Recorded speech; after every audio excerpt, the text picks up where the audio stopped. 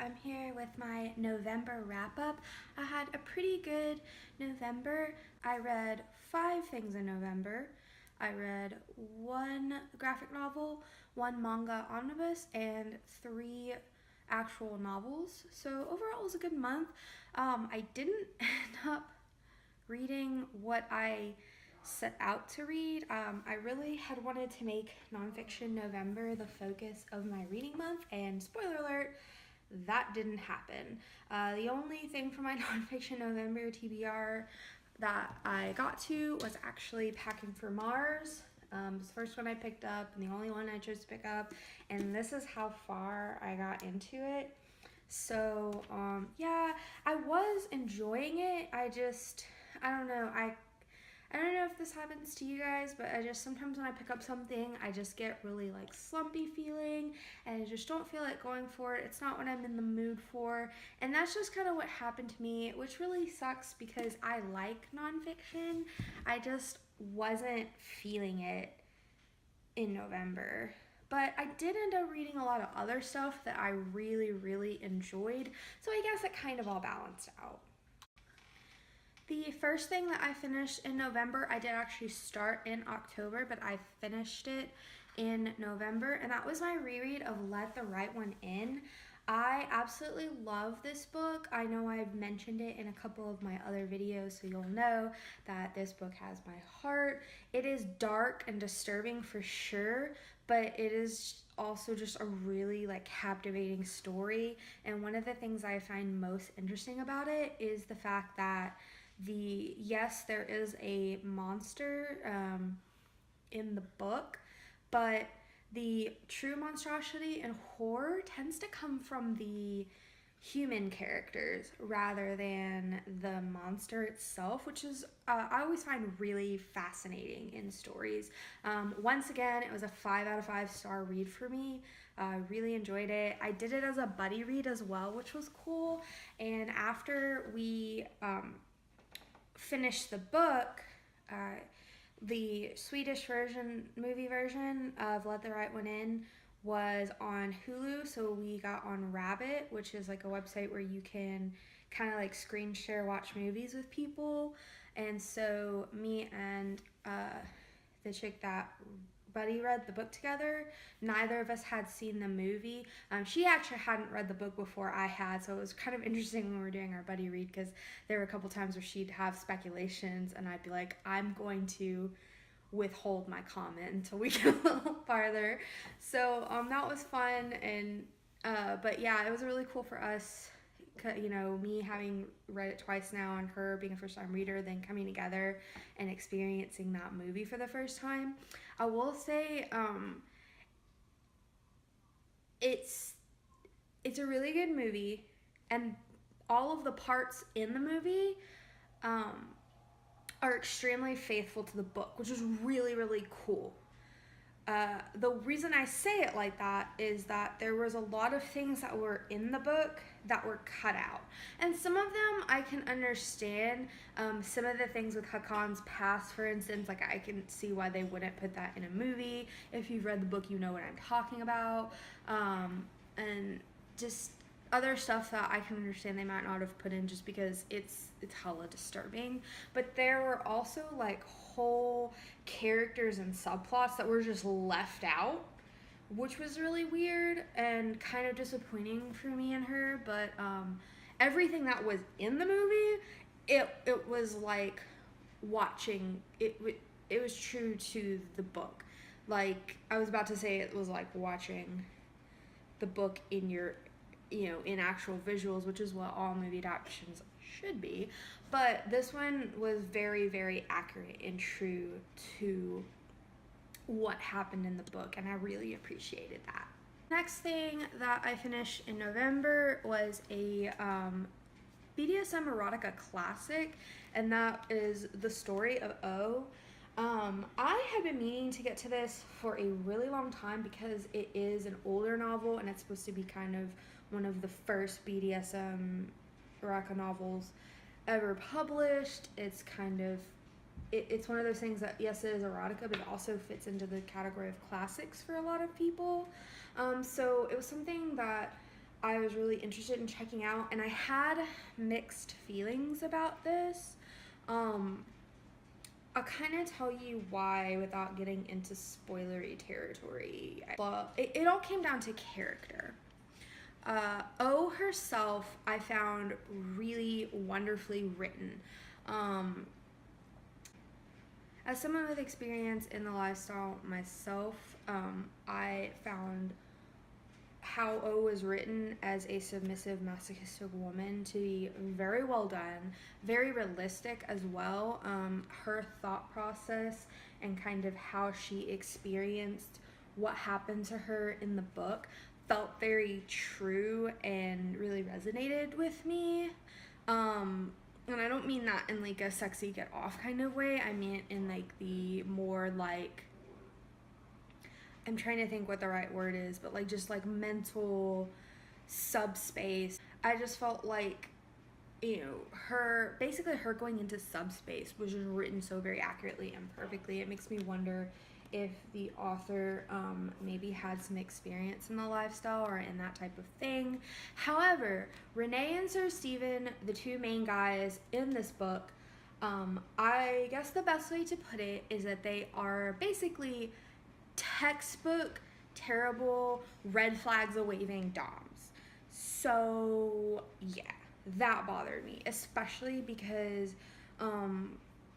O was written so very realistically, and I really connected to her character and found her to be so well portrayed as more of a realistic character. And so yeah, it was disappointing for her to end up with such shitty doms, honestly. This felt much more like it was supposed to be like a real portrayal of a relationship, and because of that reason, I felt like it got to me more that they were such shitty doms. So in the end, I ended up giving this one 3 out of 5 stars, but like I said, mixed feelings. I liked some aspects of it, and I really liked the character of O, but I disliked how she was treated by the men that she loved. I've been joined by a wild kitten. Are you gonna help me do my videos? Are you gonna help me talk about books? Do you fucking love books? Okay, bye now. So the next book that I finished was a 5-star read for me. It was The Bees by Lillian Paul, and I love this. I sat down and read it all in one day, which I don't always do, especially with like actual full-length novels. So that can tell you kind of how much I loved it. Brief summary without just directly reading the blurb or spoiling anything. It focuses on Flora 717, who is born a sanitation bee. It is about actual bees in a beehive. Flora is born a little different, and normally if there's any kind of mutation or difference, they are killed when they kind of emerge or hatch or whatever it is. But she is not. She's taken in by another kind of class of bee, and she has a bunch of special talents that you kind of find out more about throughout the book. I won't say any more than that, and it's kind of about her and what's special about her and some struggles she deals with because of that. One of the things I really liked about this was how there was a good balance.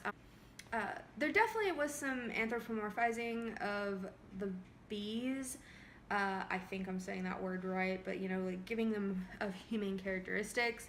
But also, I did feel like it was well balanced with also keeping them as bees and not as like bee people. So most of the like anthropomorphizing kind of elements were in the mental aspect, like their thoughts and feelings and the communication between them. However, the manner in which they communicated and their behaviors and descriptions were still, it's a bee. And it was just a really gripping read. I couldn't put it down because I kept wanting to know, shit, what's gonna happen next? What's gonna happen next? There's definitely a level of tension and mystery that's kept up throughout the whole book, and I'd highly recommend it. I would definitely say there's a strong dystopian vibe with it. So if you're interested in like a dystopian feeling book where the main characters are bees, that's just a harrowing and highly thrilling tale, then I would definitely recommend The Bees. The next thing I'm going to talk about that I finished in November was the graphic novel, and that was volume 2 of Monstress. I've been meaning to get to this for a while because I read Monstress, I think, like a year ago. And I've had this for a hot minute, and I just haven't gotten around to reading it. But a Facebook reading group that I'm in did like a 24 or 48 hour graphic like readathon thing just like within the Facebook group, and so I use that as an excuse to get to this and the omnibus that I'm going to talk about in a bit. I really liked it, just like the first one. My only issue, I ended up saying on Goodreads I gave it 4 stars, but it's really more of a 4.5 because I really did like it, and I liked getting to find out more about Micah Halfwolf's backstory, so that was really cool. The art is absolutely gorgeous. Let's see if I can find just one of the art pages so there's nothing spoilery, but I'll just cover that with my arm. Gorgeous art. It's my issue, the thing that prevented me from really feeling okay giving it a full it's still pretty, a full 5 stars, is there were a lot of time jumps basically where it kind of bounced between current story and then like backstory past type stuff, and like this page is just freaking gorgeous. So those were kind of jarring, and the way it was done, it was almost like confusing what was going on to me. Maybe that won't be a problem with other readers. Maybe I was just getting really easily confused. I don't know. I don't really know how that would have been fixed. So a couple of the times that made the narrative a little confusing for me, but I mean, I figured it out. And overall, I obviously really, really enjoyed it, and I'm looking forward to picking up volume 3. And the final thing that I finished in November, I read FrankenFran Omnibus. This is 1 through 2, so I assume that means it's an omnibus of volume 1 and 2. I liked this more than I thought I was going to like this. I actually didn't buy this for myself. I got it as a gift in an exchange. But let me tell you, it is deliciously gory and horrific. I'll read you kind of the blurb description of the plot. Meet Fran, the finest creation of the brilliant mad scientist, Dr. Madaraki. When the good doctor goes missing, leaving Fran alone in a house full of stitched up monsters and scientific equipment, who better to take up his scalpel? With a combination of enthusiasm, skill, and a heart that just can't be beat, Fran wields mad science with a sunny disposition to solve the problems of the lonely, downtrodden, and lovelorn people who come through her door. But the people seeking help are always what they seem, and Fran's solutions are rarely what they expect.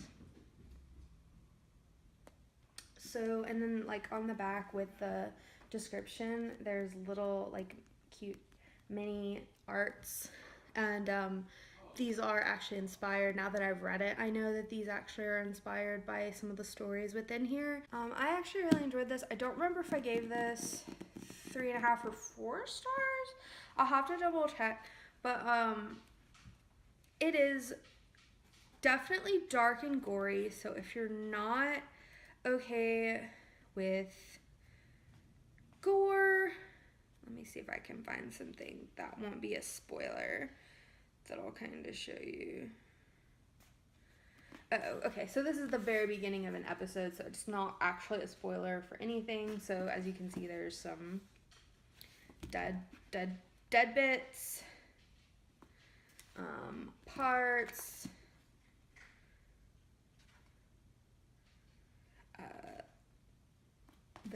is like a chick with a bunch of extra organs and stuff. This caterpillar chick is in there. So if you're not gonna be somebody who wants to read stuff like that, this isn't gonna be for you. However, I love me some dark gory shit, so I was super into it. And each of the chapters is done in a way that I actually really like for manga like this. Each chapter is its own little self-contained episodic story, and the way that kind of writing style, coupled with the fact that there is an overarching theme of kind of the be careful what you wish for thing, it really reminded me a lot of Pet Shop of Horrors. Obviously, like a way different plot, but that kind of, if you've read Pet Shop of Horrors, then you know what I mean by like self-contained episodic chapters, and also the kind of overarching theme of be careful what you wish for and the type of person you are directly affecting your fate. So yeah, I highly recommend this if you like that kind of story, if you like something that's really like dark and gory and also contains a little bit of like dark humor, then this is something that I think will be right up your alley. This is the Omnibus edition,